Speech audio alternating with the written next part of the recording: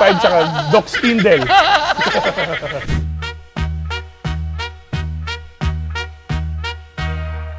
So guys, anong ginawa natin, boss? Ginawa natin, tinama natin yung preload ng BP51.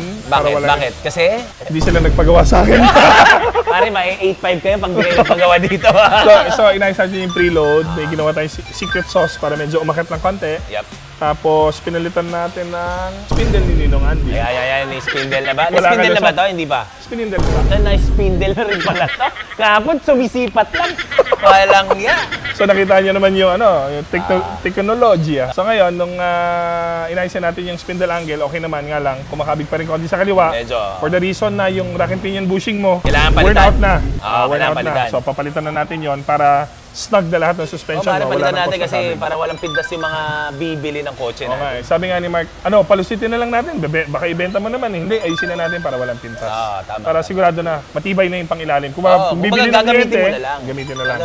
Saka yung susod na lang natin yung So, lagyan natin to si Doc Ton. Doc 8.5 tsaka Doc Spindle.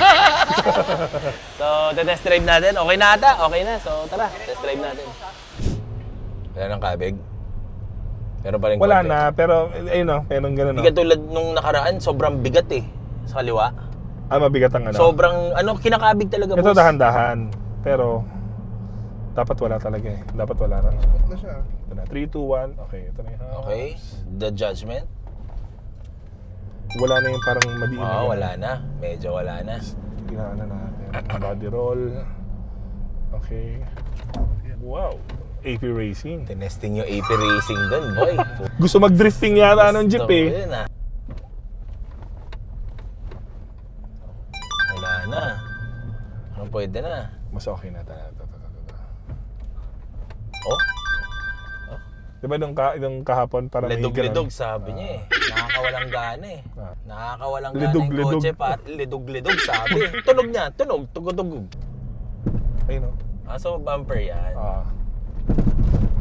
Oh shit. So guys, si Tonton hindi lang lahat stock knowledge, nag-google din ako.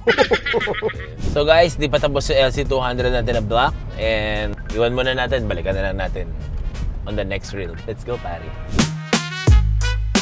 Meron tayong nakuhang bagong project car.